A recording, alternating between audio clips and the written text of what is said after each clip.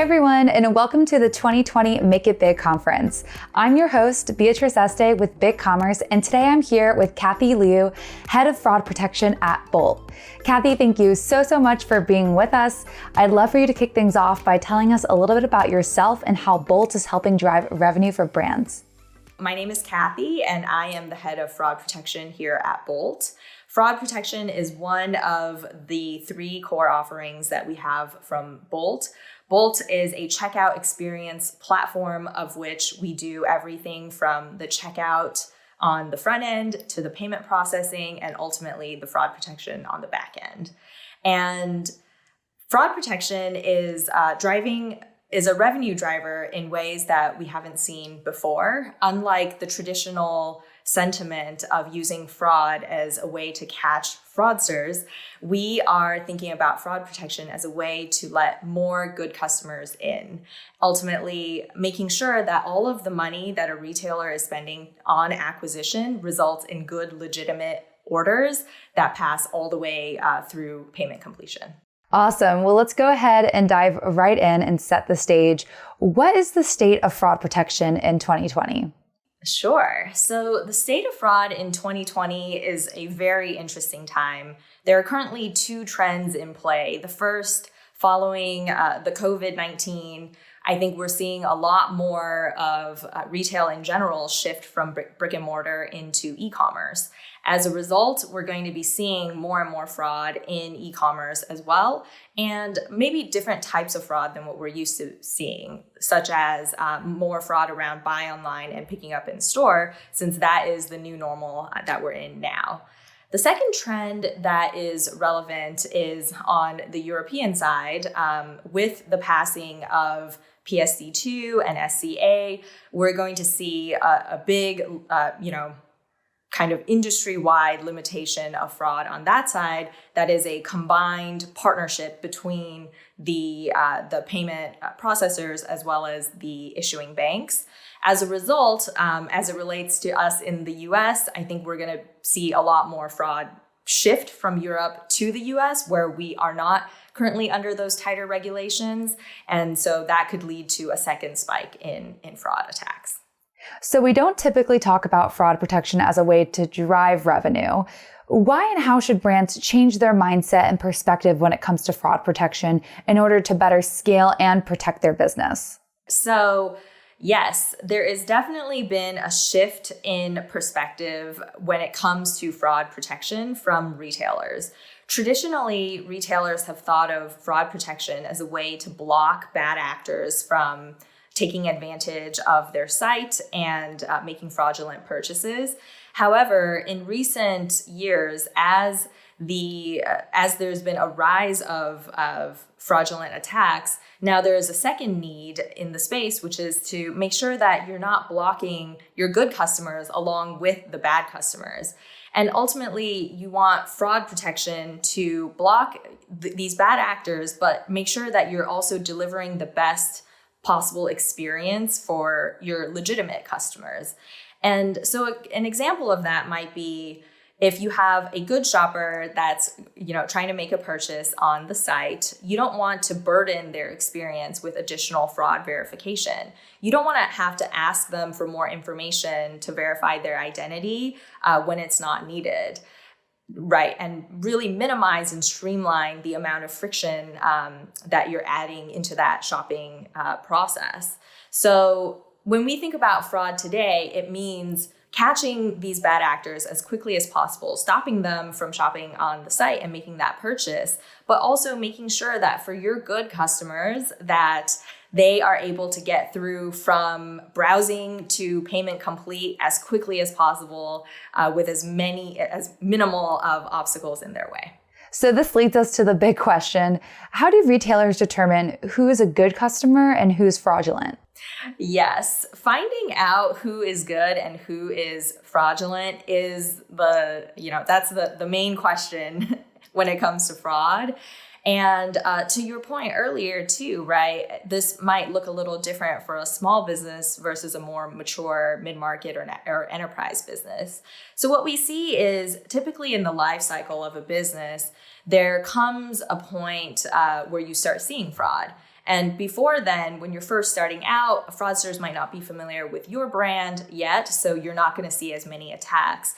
And then there comes this tipping point where all of a sudden fraudsters will know about you, and the message spreads kind of like wildfire. And all of a sudden you might be getting a whole deluge of attacks all at once. And at that point, it's really up to you to think about what solutions you're going to put in place. So what we often see is, to start, retailers will start reviewing these orders themselves and keeping an eye on things that might look fraudulent. This can work, again, if you're not doing too much volume, right? If you're looking at tens of orders per day, hundreds of orders per week, this could be manageable. However, as you continue to grow and your business gets bigger, right, you might all of a sudden be looking at hundreds of orders per day or thousands of orders per week, at which point you step back and you realize that this manual review that has been going on is now taking up someone's entire day job, right? And at this point, there comes a question of scalability. So what can you do then? And what we see is now there are two types of solutions in the space. You can either purchase a tool to augment and supplement your internal manual review capabilities. And this is something like a fraud scoring product that will first review all of the orders that come in, give you a score to give you a sense of how fraudulent they are, and kind of aid you in ultimately making that call of whether to go forward or to block this order. And then there's a second type of solution which takes this problem completely off your hands. And this is actually what we do at Bolt, which is called a fraud guarantee or fraud indemnification. And what we do here is we actually outsource the fraud decisioning completely, and we will take a look at those orders as they come in real time, make that call for you as to whether the order is good or bad. And then there is the guarantee component, which means if we think it's a good order and it turns out to be a chargeback, we will take that cost on for you. So the difference between these two products is, again, how much fraud you have and how much you're willing to spend your team's internal times in dealing with this problem. And if you're a company where you are selling something that is highly fraudulent and it's taking up a ton of your team's time, then perhaps the indemnification product would be the better choice. So you mentioned before that fraud risk typically increases as companies grow. Even if, let's say, a small business hasn't experienced much fraud, why is it so important for growing and scaling brands to invest in a fraud protection technology? Yes, of course. So as we mentioned earlier, as your business grows, scaling fraud protection becomes a problem very quickly. There are a few additional considerations, the main one being things like seasonality.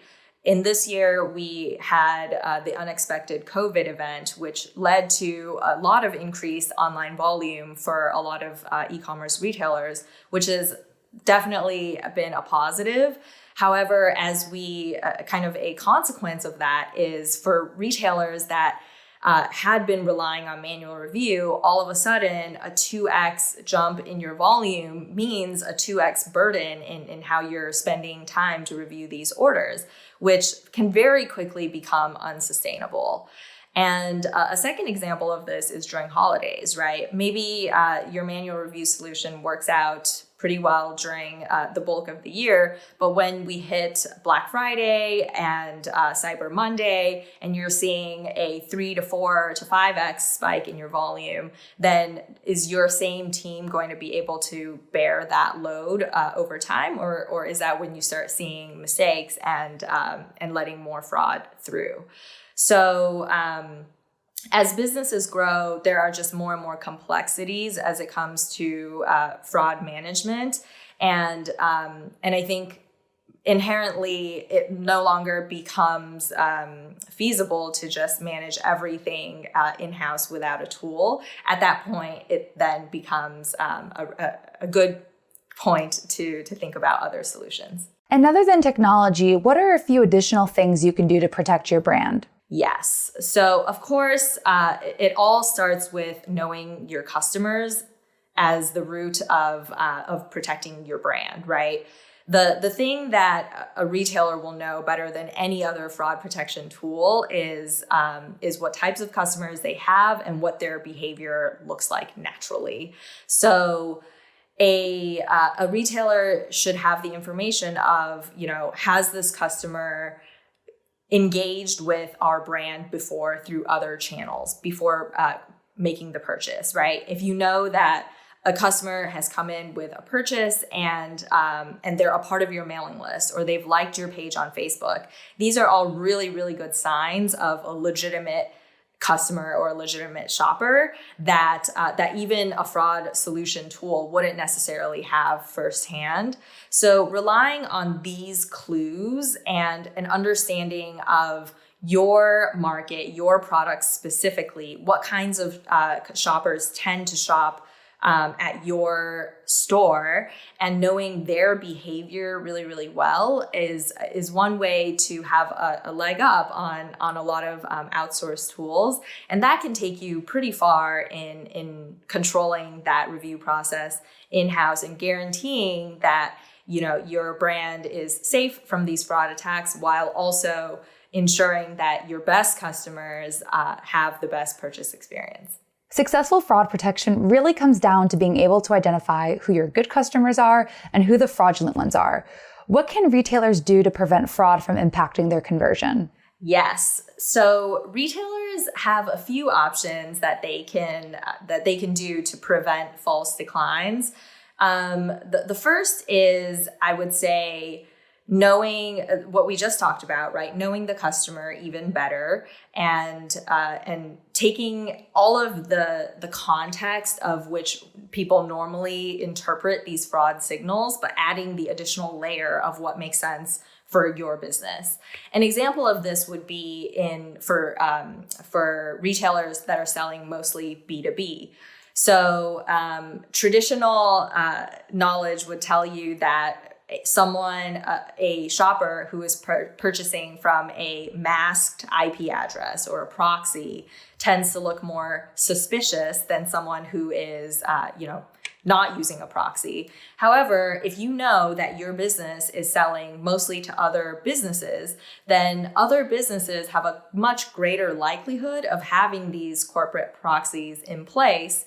And thus, if I'm a business that's selling to other businesses and I see a proxy being used, that might not actually be a signal of a fraudulent order. So that's one example. The second one is really how you're managing your manual review, right? And it all comes down to a mindset shift of, you want everyone on your team to be on the same page, which is, the goal is first and foremost to look for reasons to approve a good customer rather than reasons to decline a bad customer. So you might be looking at the same set of information across the board, but with that shift in mindset, you'll be interpreting these data points in a different way. So it really all comes down to this training and how you're able to instill that mindset into the team, so that as they're reviewing orders, again, they're looking for reasons to approve rather than reasons to decline. And as we head into the holidays, how should retailers be preparing from a fraud perspective? Yes. So the holidays are always an interesting time for e-commerce. We see retailers that do even half of their volume during the holiday period. So it's certainly busy. I think the one tip that we would have is to prepare and start preparing earlier rather than later. You never want to make a change to the site or to really anything, right, in November, because of the risk of something breaking. So whether it is, you might be a smaller business earlier in your e-commerce journey, and that just means training the team and making sure that they're prepared, or if you're thinking about testing out one of these various fraud protection solutions, the time is now, right, to do that due diligence and the research ahead of time so that you can be up and ready to go when it comes to the holidays. And before we wrap up our session, I'd love for you to talk a little bit about one of our merchants, Buy Insulation Products, and how Bolt has really helped their business. Yeah, so Buy Insulation Products is a newer customer to Bolt. We onboarded them a few months ago. Prior to Bolt, they were using a BigCommerce and Braintree for their payment processor. And Bolt, with our premier partnership with BigCommerce and our gateway partnership with Braintree, made that integration process a very light and easy lift. So just in a couple of weeks, they were up and running on Bolt, BigCommerce, and Braintree, the triple B combination. And through that, they were able to save a ton of time with their manual review that then was subsequently completely outsourced to Bolt and also deliver a better experience for their shoppers. Lastly, for those tuning into this session, what are a few key takeaways that you'd like them to walk away with? Yes. So the takeaways from today, I think, are, right, like fraud is, again, not just something that you have to do to block these bad actors. Fraud is ultimately, when done right, can be a revenue generating activity, because it does improve the customer experience for your good shoppers and make sure that they get through the door, across the finish line to payment completion in a successful way. So as retailers are thinking about these fraud attacks, the important thing to note is, don't throw out the baby with the bathwater. Make sure that your solution is taking your good customers into consideration as well. That is great advice. Thank you so much, Cathy, for being part of the Make It Big conference and teaching us all a little bit more about fraud protection. I know that I have learned so much, and I know our viewers have as well.